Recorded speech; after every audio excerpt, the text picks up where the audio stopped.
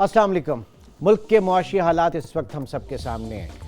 Corona के बाद और स्पेशली सिर्फ पाकिस्तान की बात नहीं कर रहा, पूरी दुनिया की अगर हम बात करें, ग्लोबल इकॉनमीज़ की हम बात करें, कोरोना और फिर उसके बाद रशिया और यूक्रेन की जो वॉर है, इसका पूरी दुनिया की मईशतों पर बहुत बुरा असर पड़ा है।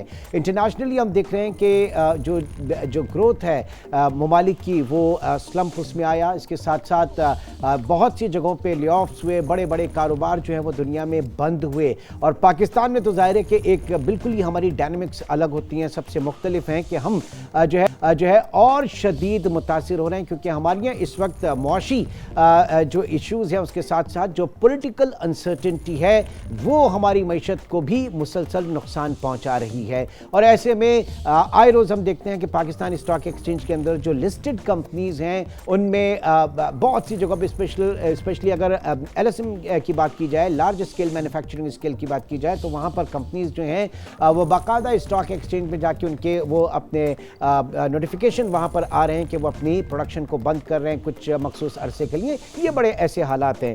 तो जो अनऑर्गेनाइज सेक्टर है उसका और बुरा हशर है इस वक्त पाकिस्तान में। 17% आपके पॉलिसी रेट के साथ, शरह सूद के साथ, और जब आप कमर्शियल लोन लेने जाते हैं तो वो वहाँ पर लोगों को मिलता ही नहीं है, और जिसे मिलता भी है तो यकीनी तौर से उसको वारे में नहीं आता। तो ऐसे में वो क्या अपने बिजनेस को रन करे, क्या एक्सपेंड करे और जो है वो कारोबार करे। तो इस वक्त डॉलर आपके सामने है, तकरीबन 350 रुपए का डॉलर पाकिस्तान में इन्फ्लेशन का सबसे बड़ा इस वक्त एक वजह बना हुआ है। तो हमारा जो इकोनॉमिक मॉडल है पाकिस्तान का, which is based on imported, हम इम्पोर्ट करते हैं अपनी तकरीबन 70 to 80% हमारी इकोनॉमी जो है वो डिपेंड करती है हमारे रॉ मटेरियल के ऊपर, जो कि इम्पोर्ट किया हुआ होता है, और उसके बाद हम जाके अपनी फर्निश्ड गुड्स को एक्सपोर्ट करना चाहते हैं। हम कॉम्पिटिटिव नहीं रहते। जाहिर है कि बिजली महंगी, गैस महंगी, पानी महंगा, अव्वल तो है नहीं, है तो इतना महंगा, तो हम क्या बनाएंगे और क्या बेचेंगे। बहुत सारे कॉम्प्लेक्स इश्यूज हैं पाकिस्तान में, और ऐसे में बेरोजगारी। तो ये एक बड़ी पेचीदा सी सूरत हाल है, लेकिन कहीं ना कहीं कोई ना कोई एक अपॉर्चुनिटी भी नज़र आती है। टनल के दूसरी तरफ एक रोशनी की उम्मीद भी होती है और किरण भी होती है। तो ऐसे में हम देख रहे हैं कि पूरी दुनिया में एक चेंज आया, बिलखुसूस इस कोविड के बाद जो है एक जो बिज़नेस आपके इंटरनेट फैसिलिटीज़ जो है वो इस प्लेटफॉर्म को लोगों ने बहुत बेहतर तरीके से इस्तेमाल करना शुरू किया, सोशल मीडिया के हवाले से, ई बिज़नेस के हवाले से। और ऐसे में फिर कुछ नई इख्तरा आई, कुछ नई जिद्दत आई। इसमें अगर बात की जाए स्टार्टअप्स के हवाले से, एक रेवोल्यूशन आया पूरी दुनिया में। और हम देख रहे हैं कि पूरी दुनिया में छोटी छोटी कंपनीज, जो कि किसी भी घर के एक कारपोच के अंदर छोटी सी कंपनी थी, आज उसी कंपनी का जो एक पेड अप कैपिटल है वो दुनिया के कई ममालिक के अपने GDP से ज़्यादा है। तो ये क्या सिस्टम है? मेरे गेस्ट यहाँ पे मौजूद हैं, ज़रा इनसे भी हम बात करेंगे। और आज के प्रोग्राम में मैं बात करूँगा स्टार्टअप्स के हवाले से, इंक्यूबेशन सेंटर्स के हवाले से, पाकिस्तान में इसकी कितनी ज़रूरत है और इसका क्या मुस्तकबिल है, और सरेदस्त इसके लिए क्या इश्यूज़ हमें दरपेश हैं।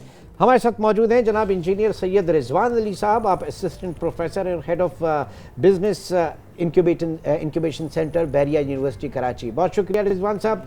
और उनके साथ सना शाह भी इस वक्त हमारे साथ मौजूद हैं, आप हेड ऑफ प्रोग्राम हैं NIC Karachi, national incubation centre Karachi. Sana, आपका भी बहुत शुक्रिया। Thank you so much. Sana, एक तवील एक मोनोलॉग मेरा, और पूरे पाकिस्तान के और मईशत के और हमारे मुआशी और समाजी हालात को देखते हुए सारी चीज़ों को, सबसे पहले तो जानना चाहूँगा कि क्या वाकई ऐसे हालात हैं, और इन हालात में उम्मीद की कुछ एक किरण है जो जिस पे हम बात कर रहे हैं, इंक्यूबेशन सेंटर या पूरे के पूरे जो हमारा स्टार्टअप इकोसिस्टम है, जिसके हवाले से आज हम बात करना चाहेंगे। जी सबसे पहले तो बहुत बहुत शुक्रिया आपका मुझे इनवाइट करने का इस शो पे। थोड़ा सा मैं आपको बैकग्राउंड दे दूँ। NICs जो है पाकिस्तान में अभी 8 हैं, और ministry of IT and telecom जो फेडरल मिनिस्ट्री है, उसने ये इनिशिएटिव लिया था, एक फ़ंड क्रिएट किया था इग्नाइट के नाम से, जो इन NICs को फंड करता है, और under public and private partnership ये NICs जो हैं पहले तो जरा तारुफ करवाइएगा, NICs हैं क्या, बाय डेफिनेशन NICs क्या है, इनकी इफादियत क्या है? जी, मैं वही बात कर रही थी कि NIC या नेशनल इंक्यूबेशन सेंटर्स 8 हैं ये पूरे मुल्क में, राइट। और 5-5 साल के ये प्रोजेक्ट्स हैं जो पब्लिक प्राइवेट पार्टनरशिप के अंडर जो हैं रन किए जाते हैं। दैट मीन्स कि ministry of IT and telecom का फंड इग्नाइट जो है वो इनको फंड करता है, एंड देन प्राइवेट कंपनीज जो हैं जो इनको बड़े आराम से मैनेज करती हैं। तो राइट नाउ पाकिस्तान में कराची, पेशावर और हैदराबाद जो अभी रिसेंटली लॉन्च हुआ है वो एक लीडिंग टेक्नोलॉजी कंपनी है LMKT के नाम से, जो इन NICs को रन करती है। और पिछले 5 साल में अगर आप सिर्फ NIC कराची की बात करें तो NIC कराची ने तकरीबन 260 के करीब जो स्टार्टअप्स हैं उनको इंक्यूबेट किया है, और उन स्टार्टअप्स ने बहुत अमेजिंग काम किए हैं, जिसमें से अगर मैं हमारी सबसे बड़ी सक्सेस स्टोरी का जिक्र अभी करूँ तो वो है बाइकिया। हम सब जानते हैं बाइकिया को, हर घर में हर अफराद ने किसी ना किसी टाइम पे बाइकिया को यूज़ किया है, और पाकिस्तान की इकॉनमी में बाइकिया ने बहुत मतलब बहुत ज़्यादा सर्विस इंडस्ट्री में कह सकते हैं कि बड़ी इनकी है। रिजवान साहब, अब 2-3 टर्म्स हमने यहाँ पे यूज़ की। NIC एक आम पाकिस्तानी जो है वो तो कौमी शनाख्ती कार्ड नंबर NIC नंबर जो है वो इसके ज़हन में बस वही है, और फिर लाइनें भी जो है नादरा के बाहर वो होती हैं। बहरहाल फिर दूसरी स्टार्टअप्स, फिर इंक्यूबेशन सेंटर्स। ज़रा आम पाकिस्तानी जिसके पास ना फाइनेंसिंग है, उसके पास सिर्फ एक ख्वाहिश है कि उसका मयारी ज़िंदगी बेहतर हो, उसके पास कुछ सोच है और वो हमेशा सोचता है कि मेरे पास ये आइडिया है, कोई मुझे ऐसा जो मुझे फाइनेंस करे या मैं इस आइडिया को आगे लेकर चल सकूं। तो ज़रा एक लेमैन के लिए आप बताइएगा इन सारी चीज़ों। जी बिल्कुल, thank you very much for calling us here. और इसके अंदर ये है कि अगर हम बात करते हैं लेमैन की, तो सबसे पहले होता है योर आइडिया, ठीक। इसके लिए पैसे होना ठीक है ज़रूरी है, नहीं भी हो तो वो भी ज़रूरी है कि आपका आइडिया क्या है, आप किस प्रॉब्लम को एड्रेस कर रहे हैं। और idea can come from anywhere, कहीं से भी आ सकता है। आप लेमैन की ज़बान में बोलूँ, वो चाहे कोई सड़क पे चलता हुआ बंदा क्यों ना हो, एक्चुअली आइडिया ये है, ये ओके, यानी कि what you are observing and you are thinking कि ये प्रॉब्लम मुझे नज़र आ रही है, यार मुझे इसका सोल्यूशन देना है, ये मसला है। घर से निकलने से लेके ऑफिस से अगर कोई यूनिवर्सिटी है, अगर कोई स्कूल है, कोई किसी भी जगह है, जैसे आपका स्टूडियो है, चैनल है, आने तक जो आप देख के महसूस करते हैं कि भाई ये मसला है, ये इसको ऐसे नहीं ऐसे होना चाहिए, तो ये आइडिया जनरेशन तो वहाँ से होती है कि इसका हल निकालें। अब आते हैं एक आम आदमी, आम शहरी, वो क्या कर सकता है। आम आदमी जो है, जो भी उसका आइडिया हो उस पर वर्क करे। अब वर्क करने के क्या है जी, मैं कहाँ से शुरू करूँ? शुरू यहाँ से करें कि सबसे पहले प्रॉब्लम आइडेंटिफाई, कि भाई मसला क्या है, और फिर उस मसले के अंदर आप हल क्या दे सकते हैं। अब वो हल किसी भी लेवल का हो सकता है, कि जैसे मिसाल के तौर पे मैं यहाँ एग्जांपल देना चाहूँगा गूगल की। वो क्या था, कुछ नहीं, वो PhD का थीसिस था। बेसिकली पूरी दुनिया में जब इंटरनेट ऑन हुआ तो उस वक्त 1995 में याहू सर्च इंजन आया। जो लोग उस दौर से चलते हुए आ रहे होंगे टेक्नोलॉजी को यूज़ करते हुए, तो वो पहला सर्च इंजन था। लोग जाते थे, सब उस पर सर्च करते थे। और ये PhD के स्टूडेंट थे, इन्होंने अपने प्रोफेसर से ये कहा कि देखें, मैं एक सर्च इंजन रेप्लिकेट वैसे ही बनाना चाहता हूँ, लेकिन फ़र्क ये है कि मैं इसके अंदर एल्गोरिदम लगाऊंगा कि जिस चीज़ को जितना सर्च किया जाए वो उतना टॉप पे आ जाए, जिसको आज SEO कहा जाता है, सर्च इंजन ऑप्टिमाइजेशन। तो वो इन्होंने शुरू किया, और आज देख लें वो गूगल जो स्टैनफोर्ड यूनिवर्सिटी का एक स्टार्टअप था, एक प्रोजेक्ट था, FYP कह लें, PhD थीसिस था, और आज दुनिया की, जैसे अभी आपने फरमाया कि मुल्कों की GDP से ज़्यादा गूगल का इस वक्त प्रॉफिट है जो अर्न कर रहा है। ठीक, अब हम आम आदमी की तरफ आते हैं कि वो क्या चीज़ क्रिएट कर सकता है। तो सबसे पहले तो आप मसले को देखें, चाहे वो आपकी गली में हो, आपके मोहल्ले में हो, आपके इर्द गिर्द में हो, उस मसले को देखते हुए आप हल करें। अब हल के लिए क्या, मैं क्या करूं? जिस तरह से जब बच्चा पैदा होता है तो उसकी निगहदाश्त के लिए उसको केयर होती है, इसीलिए हम कहते हैं यार इनक्यूबेटर में रखा है इसको, जहां उस बच्चे को जो हाथ पाँव नहीं चला सकता, जो खुद अपनी हिफाजत नहीं कर सकता, उसको एक आर्टिफिशियल एक बॉक्स में रखा जाता है और उसके अंदर उसकी निगहदाश्त की जाती है। तो इसी तरह से जो इंक्यूबेटर का जो मकसद है, जिसमें हम बात करते हैं एक आम आदमी के लिए, तो हमारा काम ये है कि वो लोग जो लोग बिल्कुल इनिशियल आइडिया पे हैं वो हमारे पास हैं। ठीक है, हमारी कोर्ट्स कह रहे हैं, लॉन्च पैड कह लें, आइडिया कंपटीशन कह लें, उसमें पार्टिसिपेट करें, सेलेक्ट हो जाते हैं ठीक है, नहीं होते हैं कोई मसला नहीं। अच्छा, हिम्मत हारने की ये ज़रूरत नहीं है। सना, ये जो बात ही एनआईसी के हवाले से, इंक्यूबेटर के हवाले से, इन्होंने तो कह दिया रिजवान साहब ने कि आप आ जाएं, लोगों के पास आइडिया भी है, बट ये कि एक हमारा जो कल्चर है ना, वो बड़ा एक रेजिस्टेंस है उसमें, वो इस जिद्दत को, इस इख्तरा को जो है उसके खिलाफ मज़ाहमत करता है। लोगों को घर से ही एक तरीके से डिस्करेज किया जाता है, यार 9 to 5 जॉब करो जाके, लगी भली बंदी जो है वो तनख्वाह आनी चाहिए, कारोबार हमारी पुश्तों में किसी ने नहीं किया, कारोबार में नुकसान होगा, इस तरह से होते हैं ना लोगों के साथ। जी बिल्कुल। मेरे ख्याल से आपने शुरू में ही इस सवाल का जवाब दे दिया था, जिसमें आपने कहा कि आजकल जो दुनिया के हालात चल रहे हैं, जिसमें जॉब मार्केट जो है सबसे ज़्यादा अफेक्ट हुई है, बहुत सारी बड़ी बड़ी कंपनीज़ ने लोगों को ले ऑफ किया है। तो एनआईसी कराची, जैसे मैं आपको बताना चाहूँगी, हम लोगों का पाकिस्तान की आप कोई यूनिवर्सिटी का नाम ले लें जिसके साथ हमारी पार्टनरशिप नहीं है, समेत रिजवान साहब जहाँ पे जिस यूनिवर्सिटी में हैं, एनईडी यूनिवर्सिटी के अंदर एनआईसी कराची बना हुआ है, विच इज़ अगेन पाकिस्तान की सबसे बड़ी टेक्नोलॉजी यूनिवर्सिटी में माना जाता है उसको। So we normally in universities में जाके हम लोग बहुत सारे अवेयरनेस सेशंस करते हैं, जिसमें स्टूडेंट्स को जो है उस लेवल तक जाके बताया जाता है कि कितना ज़रूरी है अपना कारोबार करना, अपना स्टार्टअप चलाना। और जैसे रिजवान ने मेंशन किया कि प्रॉब्लम आइडेंटिफाई करें। एक नॉर्मल बिज़नेस और एक स्टार्टअप में फ़र्क यही होता है कि स्टार्टअप जो है अपने एनवायरनमेंट में, अपनी सराउंडिंग में पहले एक प्रॉब्लम ढूंढता है और फिर उसका सोल्यूशन जो है टेक्नोलॉजी को मद्देनज़र रखते हुए उसका सोल्यूशन जो है वो बनाते हैं। बट डोंट यू थिंक जब आप यूनिवर्सिटी लेवल्स के ऊपर ये सारी चीज़ें कर रही हैं, तो वहाँ पर जो लोग होते हैं और एक हमारी सोसाइटी का बहुत बड़ा हिस्सा ऐसा है जो कि उनका तो उन यूनिवर्सिटी तक भी कोई अप्रोच नहीं है ना, वो तो पढ़े लिखे भी नहीं है। लेकिन हमने जुड़िया बाजार जाए तो ऐसे लोगों को देखा है कि जिन्होंने मतलब खुद पढ़े लिखे नहीं है लेकिन अपनी फर्म्स के लिए चार्टर्ड अकाउंटेंट्स उन्होंने रखे हुए, जो तकिए के नीचे जो है वो बैठते हैं और वो सिंपल सी बातें बोलते हैं कि अंगूठा कहाँ पे लगाना है। तो एक वो क्लास तो बिल्कुल अलग है जो असल में बिजनेस माइंडेड है, बिजनेस ओरिएंटेड है ना जी। So again I think Karachi का बड़ा अच्छा एग्जांपल आपने दिया, जोड़िया बाज़ार। कराची आई थिंक पाकिस्तान के बनने से पहले भी ये एक फाइनेंशियल हब की सूरत से देखा जाता था ये शहर, और बिज़नेस कम्युनिटी कराची में बहुत स्ट्रॉन्ग है।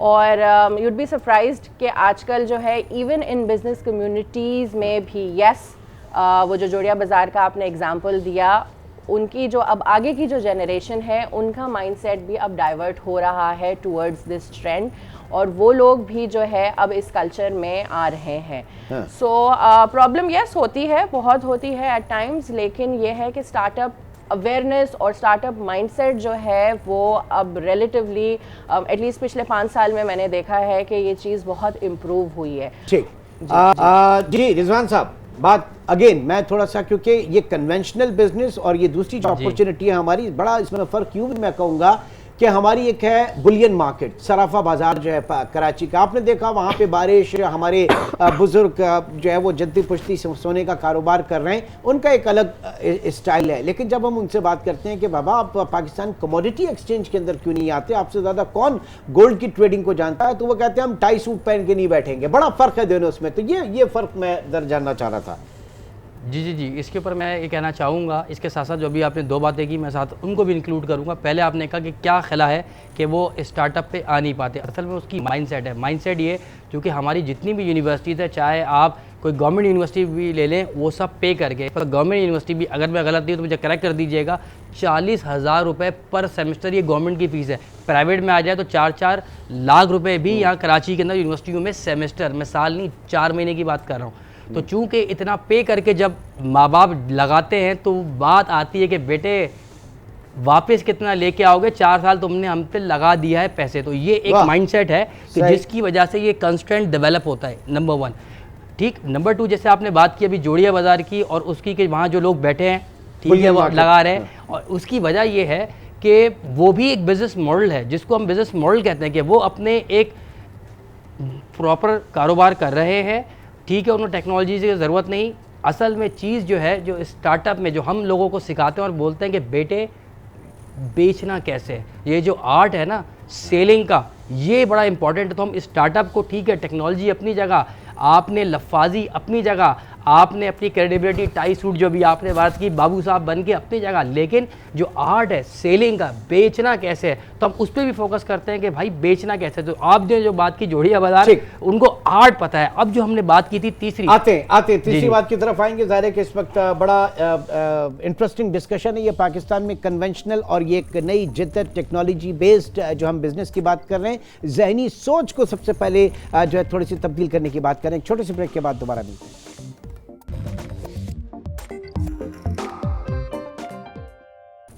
वेलकम बैक जी। सना, आपकी तरफ आऊँगा। अब एक आइडिया लेकर कोई भी लेमैन आता है, वो समझता है कि उसको फाइनेंसर की ज़रूरत है, लेकिन सिर्फ एक फाइनेंसर मिलना या फाइनेंस मिलना ही कोई हल नहीं होता। या फिर दूसरी तरफ जो आपकी तरफ लोग होते हैं, ये जो सहूलियात दी जा रही होती हैं इस पूरे इकोसिस्टम में, ज़रा स्टेप बाय स्टेप उनके ऊपर बात कीजिए और उनकी क्या रिक्वायरमेंट होती हैं। जी, जैसे आपने कहा कि आइडिया एक है, आइडिया लेके जब स्टूडेंट्स या किसी के पास भी एक आइडिया है, वो जब हमारे पास आते हैं, अप्लाई करते हैं। बेसिकली एक एप्लीकेशन प्रोसेस होता है जो बड़ा बेसिक सा होता है, कुछ फॉर्म्स वगैरह उनको फिल करने होते हैं। और स्टार्टअप वर्ल्ड में पिच डेक जो है उसको बहुत अहम माना जाता है, विच इज़ नथिंग बट एक अच्छी सी पावर पॉइंट प्रेजेंटेशन बनी हुई हो जिसमें आप अपना आइडिया, अपना फाइनेंशियल्स और अपना फोरकास्ट जो है उसके बारे में बेसिकली बात करते हैं कि एक्चुअली आपका इरादा क्या है, कि पैसे आप कैसे कमाएंगे। और ये किसी भी बिजनेस के हवाले से हो सकता है, किसी भी कारोबार के हवाले से जी।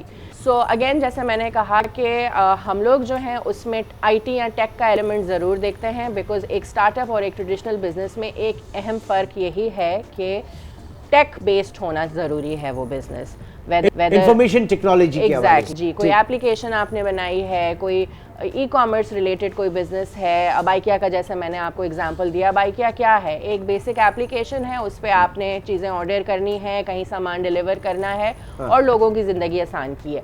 सो प्रोसेस बट अगेन इसमें एक मिसाल जो है वो एयरलिफ्ट की भी दी जाती है, बट इनमें एयरलिफ्ट जो है वो इतना सक्सेसफुल मेरे ख्याल से शायद तजर्बा नहीं था। मौजूदा हालात में वो पैकअप करके जाना पड़ा एयरलिफ्ट को। तो ये चांसेस भी होते हैं, ज़रूरी नहीं कि हर स्टार्टअप जो है वो बिल्कुल डॉलर बरस जाएंगे उसके ऊपर। नहीं, बिल्कुल। एयरलिफ्ट की बात करते हैं बाद में, मैं थोड़ा सा प्रोसेस आपको बता दूं। हमारे पास प्रोसेस मतलब एक स्टार्टअप जो है उसका जो एक टेन्योर होता है एनआईसी में, वो 1 साल का होता है। 1 साल में कुछ बेंचमार्क्स हैं जो हमने उन स्टार्टअप्स के लिए रखे होते हैं, जिसमें सबसे ज़्यादा ज़रूरी ये है कि वो पैसे कमाने लग जाएं, जॉब अपॉर्चुनिटीज़ क्रिएट करने लग जाएं और किसी ना किसी फॉर्म में इन्वेस्टमेंट रेज कर लें। वो चाहे वो किसी कोई इन्वेस्टर उसमें इन्वेस्ट करता है, बैंक से अगर मे बी उन्होंने कोई डेट फाइनेंसिंग की है, या किसी तरीके से पैसे किसी ने उस बिजनेस में इन्वेस्ट किए हैं।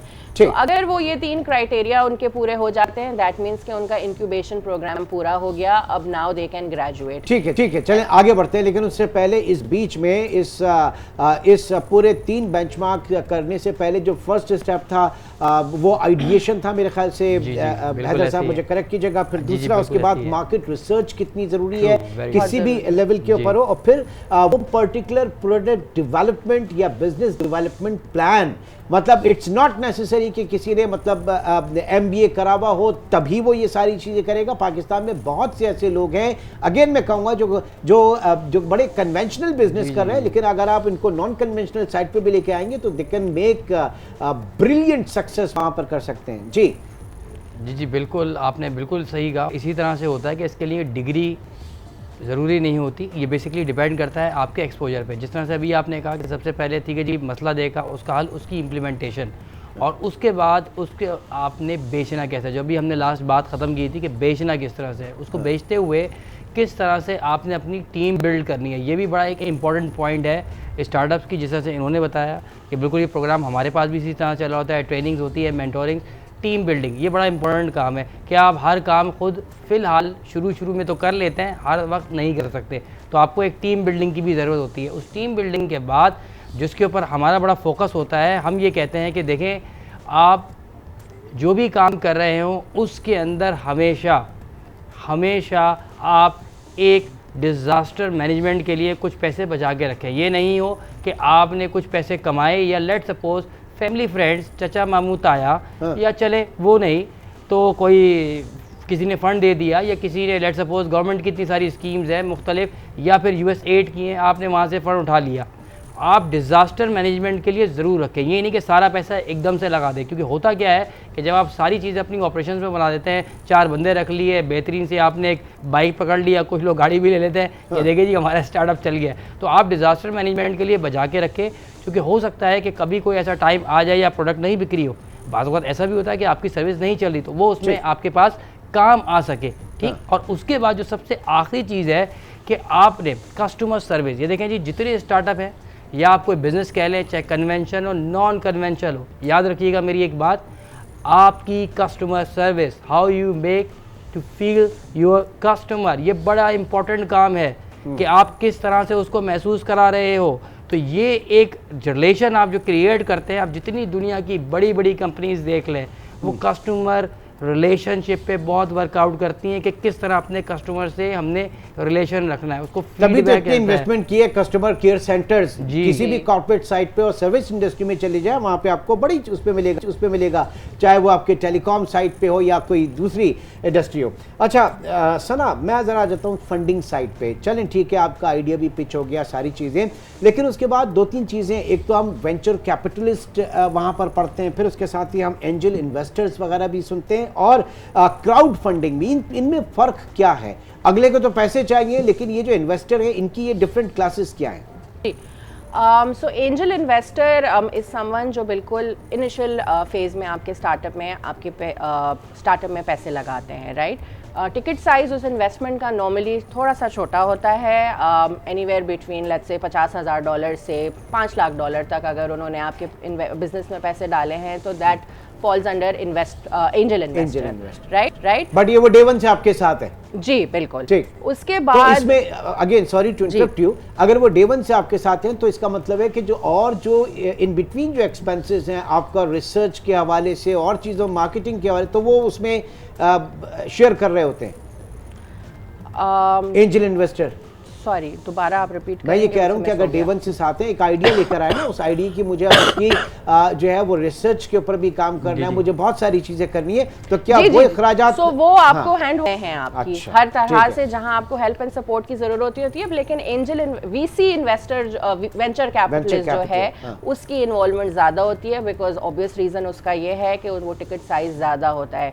जैसे अगेन एयरलिफ्ट का मैं आपको एग्जांपल दूं या बाइकिया का दूं, बाइकिया ने $23 मिलियन की इन्वेस्टमेंट अभी जो लास्ट राउंड है उसमें रेस की थी। नाउ इमेजिन $23 मिलियन जी, ओके। एयरलिफ्ट का जो आखिरी जो राउंड था, अनफॉर्चुनेटली एयरलिफ्ट बंद हो गया। $85 मिलियन हैं जो एयरलिफ्ट ने रेस किए। वजह क्या हुई, ताकि केस स्टडी के तौर पे हम डिस्कस करें एयरलिफ्ट के बंद होने की वजह क्या हुई? वजह बहुत सारी हैं इसमें, जिसमें एक तो अगेन ग्लोबली जो दुनिया में हो रहा है, उनको अपना रनवे पूरा करना था, बहुत उन्होंने एक्सपैंड कर लिया था, not just Pakistan but Pakistan से बाहर जाके साउथ अफ्रीका में भी। एंड देन ऑब्वियसली ग्लोबली जो हो रहा है, इंटरेस्ट रेट्स बहुत बढ़ गए हैं, वॉर का जिक्र आपने खुद किया, जिसकी वजह से नेक्स्ट राउंड जो है वो जो कमिटेड था वो उनको नहीं मिल सका, जिसकी वजह से पहले उन्होंने जो है कुछ ले ऑफ फिजिबल नहीं रहा बिजनेस कंटिन्यू करना। और ये भी बड़ी अब रिजवान साहब, एक तो ये चीज़ है कि जनाब अगर बिजनेस आपका प्रॉफिटेबल नहीं रहा तो किस वक्त जाके तय कर लिया जाए कि अब ये इसको ख़त्म कर दें, बजाय इसके कि एक लायबिलिटी बन जाए और इसकी वजह से दूसरे बिजनेसेस मुतासिर हों। तो ये भी, क्योंकि हमारे यहाँ तो जीने मरने का एक उसको वो बना दिया जाता है, मशरूत कर दिया जाता है चीज़ों से।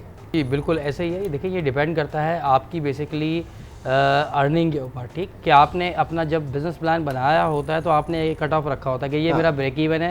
कि देखिए जी, मिसाल के तौर पे मैं एग्जांपल देने के लिए बता रहा हूँ कि मैंने 1 लाख रुपए लगाए लेट सपोज, और उसके बाद आपका बिज़नेस शुरू हुआ और कुछ अरसे में ऐसा हुआ कि आप लोग 80,000 70,000 तक पहुँचे। ये बिल्कुल मैं एक आम बहुत ही ग्रास रूट छोटी बात कर रहा हूँ। और फिर कुछ ऐसा हुआ कि आपके कुछ पैसे बढ़ना भी शुरू हो गए, तो आपने कहा जब पैसे बढ़ रहे हैं तो ठीक है जी, जहाँ मैं अपनी मार्केटिंग खुद करता था, पोस्टर खुद लगाता था, चलो यार एक छोटा सा बच्चा 20,000 का रख लेते हैं, 20,000 का बच्चा रख लिया, मतलब मैं ऑपरेशंस की बात कर रहा हूँ। ठीक है। तो आपने चूंकि अपनी अर्निंग को देखते हुए आपने अपने ऑपरेशंस बढ़ा दिए, ठीक। फिर ये होता है बाज़ औक़ात कि भाई ठीक है अभी आपकी प्रोडक्ट नहीं बिक रही, ठीक, उसमें फिर ये होता है लॉस शुरू होता है। फिर ये होता है कि भाई चले जी अल्लाह हाफिज़, आज से हम आपको करेंगे। और फिर ये होता है कि एक वो वक्त आता है कि वो कहते हैं यार मैनेज नहीं हो रहा, क्योंकि हम जहाँ बैठे हुए हैं, जिधर हम जिसका बिजली लाइट पंखा हर चीज़ बढ़ती जा रही है, और उस सूरत में आके अच्छा इसके लिए ये मैं समझता हूँ कि जो अगर ये काम कर रहे हैं तो काइंडली अपना ये वर्कआउट ज़रूर रखें कि जिस तरह से अभी आप देख रहे हैं हर चीज़ के ऊपर यानी जैसे हम स्टॉप, अगर कभी वो जो शेयर्स वगैरह में ट्रेड करते हैं तो उनको भी कहा जाता है कि स्टॉप जहन में रख के आप करें कि कहाँ पे आपका ब्रेक इवन है और कहाँ पे आपने लॉस ले लेना है। फ्लोट ना कराएं अपने लॉस को, फ्लोट कराएंगे खुद भी फ्लोट हो जाएंगे। एक छोटे से ब्रेक के बाद दोबारा मिलते हैं। प्रोग्राम में एक बार फिर खुश आमदीद कहेंगे जी। सना, कुछ क्राउड फंडिंग मेरे ख्याल से रह गई थी, फिर वो जरा बताइए ताकि फिर हम आगे की तरफ। मैं बता रही हूँ जी मैं बता देता हूँ थोड़ा सा क्राउड फंडिंग का। बेसिकली जो क्राउड फंडिंग है होता ये है कि एक जगह पे लोग जमा हो जाते हैं, वो लोग जो बहुत सारे पैसे कमा लिए हैं, अब वो कहते हैं कि यार हमारे इन पैसों से कोई बिज़नेस करे और हमें एक मंथली या एक इक्विटी सेट करके इतने पैसे इतने महीने में आ जाए। इसी तरह से गवर्नमेंट ऑफ पाकिस्तान ने भी काम किया और पाकिस्तान का जो पहला पोर्टल जिसको पिनिप है, पाकिस्तान नेशनल इन्वेस्टमेंट पोर्टल के नाम से क्राउड सोर्स फंडिंग का 2021 के अंदर इन्होंने उसको स्टार्ट किया। वरना किक स्टार्टर और इस तरह की मुख्तलिफ वेबसाइट थी जहाँ दुनिया में लोग बैठते थे अपने पैसे लेके और कहते थे कि हमें अपना आइडिया पिच करो और उनको समझ में आता था, वो उसको पैसे देते थे और फिर डीलिंग कर लेते कि भाई इस पैसे पे इतना % आपने देना है, इतने साल तक देना है और हम इक्विटी आप पे 5% 2% इस तरह से लेंगे। तो ये एक क्राउड सोर्स फंडिंग का एक कॉन्सेप्ट है जो पाकिस्तान में अल्हम्दुलिल्लाह शुरू हुआ है और अब ये है कि पिनिप इस पर ऑलरेडी काम कर रहा है। अब ये है कि उसने कितने लोगों को अब तक फंड कर दिया इसके बारे में तो फिलहाल मैं नहीं कह सकता, लेकिन ये कि अभी रिसेंटली 1-1.5 साल और लास्ट जो होता है सना, जो लास्ट एग्जिट जो होता है इस इकोसिस्टम से, जरा उसके ऊपर भी बताइएगा, क्योंकि फिर वो आप क्या करते हैं, मर्जर एक्विजिशन होता है, क्या होता है, उससे बाहर कैसे निकलते हैं कि होलसेल कंपनी फिर वो किसी को दे दी जाए या वो हमेशा इसी तरीके से इसी मॉडल के ऊपर काम करती रहेगी? नो, आई थिंक एग्जिट बहुत ज़रूरी है एक स्टार्टअप और स्टार्टअप फाउंडर के लिए। और एग्जिट क्यों होता है? जब एक एज अ फाउंडर उसको रियलाइज हो कि नाउ दिस ऑर्गेनाइजेशन या this company can do without me, right, in simple words कि अब मेरे बगैर वो चल सकती है। मैंने आपने एक पूरा स्ट्रक्चर खड़ा करके दे दिया उसे। Exactly. So again I think Bykea का एग्जांपल मैं आपको यहाँ दे सकती हूँ कि बाइकिया के जो फाउंडर हैं उन्होंने दराज फॉर्म किया था पहले पाकिस्तान में। जब उनको लगा, बहुत बड़ी मिसाल दराज की हमारे सामने। सो जब उनको आई थिंक लगा कि दराज जो है अब दराज बन गया है पाकिस्तान का अमेज़न इन अ वे, तो उन्होंने उसको एग्जिट किया और अब उन्होंने अब कुछ साल पहले बाइकिया स्टार्ट कर लिया। So now I think waiting for the right time कि कब जो है आप एग्जिट करके मूव ऑन करें and then go into other ventures so that company को इटसेल्फ जो है फाउंडर ड्रिवन ना हो वो, बट प्रोसेस इज ड्रिवन हो। ठीक है। अच्छा रिजवान साहब, अब ये बताइए कितना पोटेंशियल आप देख रहे हैं और pitch given this exchange rate policy, Pakistan में जितनी बुरी तरीके से हमारी करेंसी डेप्रिशिएट हुई है, तो इसका हमारी आईटी सेक्टर एक्सपोर्ट्स के ऊपर कितना फर्क, क्योंकि हमेशा करेंसी की डेप्रिसिएशन से एक्सपोर्ट्स को फायदा होता है, लेकिन जो हमारी कन्वेंशनल एक्सपोर्ट्स हैं गुड्स की वो अलग हैं, लेकिन सर्विसेज में स्पेशली आईटी रिलेटेड इनमें क्या असर पड़ा है? देखिए जी, जाए तो अभी इस वक्त करंट सिचुएशन के अंदर इस वक्त आईटी आप ये समझ लीजिए कि जितना इन्होंने पहले कभी अर्न नहीं किया था जितना अभी अर्न किया है, क्योंकि we are the cheapest white collar labour in the whole world. अगर आप किसी पड़ोसी हमारे मुल्क को भी देख ले, उनकी भी करेंसी हमसे ऊपर जा चुकी है। तो जिसकी वजह से हो ये रहा है कि जो सर्विस इंडस्ट्री है आईटी बेस्ड जो प्रोजेक्ट्स आ रहे हैं, क्योंकि हम चीप हो चुके हैं, क्योंकि जो छोटे से छोटा प्रोजेक्ट 10,000, 20,000, $1 मिलियन का है, पाकिस्तान में अगर वो $5,000 का भी है, चूँकि हमारे लिए ज़्यादा पैसे हो जाते हैं, तो इस वक्त आईटी एक्सपोर्ट, चाहे आप पीसैप चाहे पाशा, आप इनकी रिपोर्ट्स देख लीजिए, हमारा आईटी एक्सपोर्ट इस वक्त ऊपर जा रहा है। इसलिए नहीं कि हम काम तो पहले भी अच्छा हो रहा था, चूंकि एक्सचेंज रेट का डिफरेंस जो वो यहाँ पे आ रहा है ना, चीप लेबर मिल रही है दुनिया भर में, पाकिस्तान में cheap, white collar cheap, so as with call centres वगैरह भी वहाँ पर भी यही होगा सारा। बिल्कुल बिल्कुल बिल्कुल ऐसे ही है। तो जिसकी सेक्टर में बहुत काम हो रहा है, आप देख लीजिए कितने लोगों ने सॉफ्टवेयर हाउस खोल लिए हैं, एप्लीकेशंस बना के दे रहे हैं, और आजकल तो दौर ही मोबाइल ऐप का है, हर चीज़ की ऐप है जी। आपने ये काम करना है जी, मोबाइल ऐप, ठीक है जी। दांत भी साफ करना है तो उसके लिए भी मोबाइल ऐप। आप देख लीजिए आपके दांत कितने क्लीन रहते हैं और इसमें कोई जम्स तो नहीं लगे हुए, स्कैन कर लें। तो कहने का मकसद ये कि इसके ऊपर काफ़ी रेवोल्यूशन आ गया है, और हर चीज़ की वेबसाइट, नंबर 2 हर चीज़ की वेबसाइट ज़रूरी है। जो आप कर रहे हैं आपके बिजनेस कार्ड के साथ आपकी एक वेबसाइट भी होना एक मैंडेटरी एक नॉर्म बन गया कि जी वेबसाइट तो होगी। अब ऐसे में ये जो हम सारी चीज़ें बात कर रहे हैं सना, पाकिस्तान में इंटरनेट बैंडविड्थ भी आपके सामने, इंटरनेट कनेक्टिविटी भी आपके सामने है। हम तो चले थे जनाब ईवीएम के ज़रिए पूरे मुल्क में इलेक्शन कंडक्ट करने, पता चला कि हमारे यहाँ 3G 4G फैसिलिटी उन जगहों पे है ही नहीं। अब मोस्ट ऑफ द पाकिस्तान जो है उसमें वो कवर नहीं है। तो ये कितनी, क्योंकि जब हम एक इंफ्रास्ट्रक्चर की बात करते तो ये कितनी ज़रूरी है। हालांकि पाकिस्तान 230 मिलियन की पॉपुलेशन, 140 मिलियन, तकरीबन 180 मिलियन के पास मोबाइल फ़ोन्स हैं पाकिस्तान में। जी बहुत ज़रूरी है अगेन अपना कारोबार करने के लिए। और आपने बिल्कुल सही कहा कि हमारे अभी भी गांव देहात और दूर दराज के इलाकों में अभी भी इंटरनेट इतना इजीली अवेलेबल नहीं है। But I think slowly and gradually काम हो रहा है इस पे। और अगेन इसमें मैं ministry of IT and telecom का थोड़ा सा जिक्र यहाँ पे करना ज़रूर चाहूँगी कि ये इनिशिएटिव्स जो हैं NICs जैसे, या बहुत सारे और भी प्रोग्राम्स हैं, उनके डिजी स्किल्स के नाम से एक प्रोग्राम है, और भी बहुत सारे प्रोग्राम्स हैं जिनका मकसद ही यही है कि एक तो बच्चों को उन इलाकों में, शहरों में तो चलें वो मिल जाता है, बट उन इलाकों में भी उनको अवेयरनेस दी जाए इसकी। And then I am sure slowly and gradually, अब हम अक्सर टीवी पे भी देखते हैं, हमारे जो टेलीकॉम प्रोवाइडर्स हैं वो भी कोशिश कर रहे हैं कि दूर तक इलाकों में पेनिट्रेशन हो इंटरनेट की, ताकि जो है रोजगार के मौके जो हैं लोगों के लिए पूरे हो सके। रिजवान साहब आप भी बड़ा ठीक ठाक पाकिस्तान में पोटेंशियल देख रहे हैं। जी जी बिल्कुल कह रहे हैं, क्योंकि हमारी ये कौम है कि आप देख लें। मैं थोड़ा सा यहाँ पे एग्जांपल वैसे ही देना चाहूँगा कि कुछ अरसे बरतानिया में मेरा रहना हुआ, तो वहाँ पे मैंने देखा लोगों को, क्योंकि हर चीज़ गवर्नमेंट फैसिलिटेट कर रही है, चीज़ें हैं, सब कुछ हैं, तो एक फैसिलिटीज़ के साथ, जिसको हम ये कह सकते हैं कि वो लोग हर चीज़, उनको एक प्रीपेड दी हुई है। मेडिकल है तो वो भी फ्री, आपको कोई प्रॉब्लम हो जाती है वो भी फ्री, ठीक, वेलफेयर स्टेट। जबकि यहाँ का जो बच्चा है, आप देख सकते हैं कि अक्सर बेशतर लाइट नहीं है, अब तो गैस भी नहीं आती, ठीक है जी। उसके अलावा जो है पानी की किल्लत है, उसके बावजूद भी लोग यहाँ काम कर रहे हैं। तो पोटेंशियल मैं समझता हूँ, बहुत रिजिलियंट कौम है सर ये बार बार गिरती है और बार बार खड़ी हो जाती है। कोरोना में आपने देखा कि आपके सामने पूरा जो है वो रहा सिलसिला। पर बहुत बहुत शुक्रिया सना शाह और हैदर साहब, आपका भी बहुत बहुत शुक्रिया। आप दोनों रिजवान साहब प्रोग्राम में शरीक। बात सिर्फ यही है कि इस हर चीज़ की कोई ना कोई कीमत होती है, और इस वक्त जो हम जिस मुआशी बदहाली से गुजर रहे हैं, तो इसमें भी एक अपॉर्चुनिटी, एक मौका कहीं ना कहीं ज़रूर है। बेहतर यह है कि सबसे पहले हम अपने आप को डिस्कवर करें कि हमारे अंदर ऐसी क्या सलाहियत है। फिर इस वक्त ये इंक्यूबेशन सेंटर्स के हवाले से लोग मौजूद हैं जो आपके आइडियाज़ को अगर पिच करता है तो वो आपको सपोर्ट करने के लिए तैयार हैं। ऐसे ही हम आगे बढ़ेंगे इंशाअल्लाह ताला। पाकिस्तान एक जो है वो बड़ी रेजिलिएंट कौम है, हर मद्दोजर से नीचे गुजरते हुए एक बार फिर खड़ी हो जाती है। तो इसी नोट पे प्रोग्राम को ख़त्म करूँगा। एक बार फिर आप दोनों हज़रात का बहुत शुक्रिया। इंशाअल्लाह आपसे फिर मुलाकात होगी। टिल देन टेक केयर, अल्लाह हाफ़िज़।